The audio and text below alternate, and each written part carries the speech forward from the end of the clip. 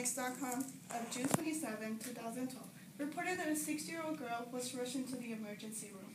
Her lungs were filling with blood due to pneumonia. Dr. Kier rushed into the room and realized that the little girl was no longer breathing. The only option to save the little girl's life was to hook her to a heart-lung machine, which is a device that oxygenates blood and pumps blood around the body. But in order for this device to be connected, it takes a lot of time and effort, and the little girl was losing oxygen levels drastically.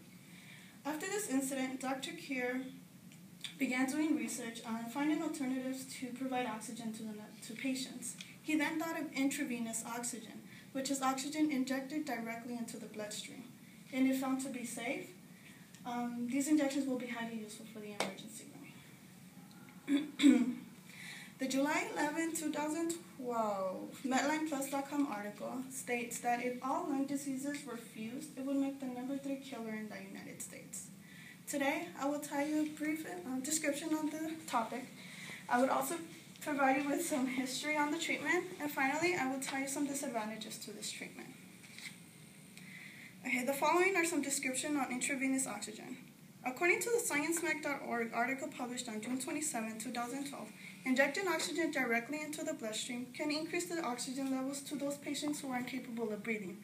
Once the microparticles are inside the bloodstream, they keep the blood oxygenated, blood pressure and heart rate go back to normal, and this prevents injury to any major organs. Okay, one may wonder, how is oxygen injected into the bloodstream? You see it? Okay, so one may wonder, how is oxygen injected into the bloodstream? The doctors have designed lipidic oxygen, which is an oxygen gas core surrounded by a lipid layer. This is then injected into the bloodstream, and once inside the bloodstream, the oxygen chemically binds to the red blood cell, and then the lipid layer is left to dissolve in the bloodstream. Intravenous oxygen injections won't replace the lungs.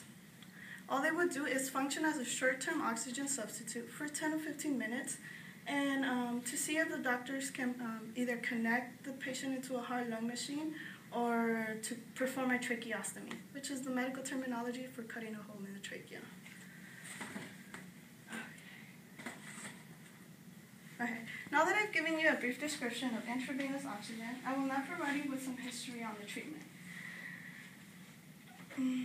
Intravenous oxygen is not a new discovery. The journal titled Intravenous Oxygen of March 15, 1951 explains that the first person to ever inject oxygen into a living animal was Neiston in 1811.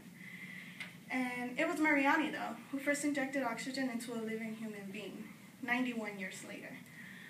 This patient was diagnosed with tuberculosis, and he claimed to feel healthy after being injected, but the following day, he died.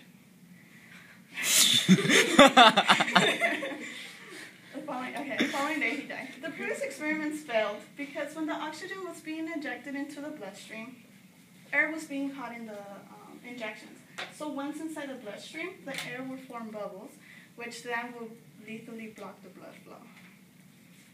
Okay, on June 27, 2012, Nature.com claims that rabbits were kept alive after being injected with oxygen. With blocked windpipes, these rabbits were kept alive for 15 minutes after being injected with the oxygen. They had normal blood pressure and they showed no sign of organ damage.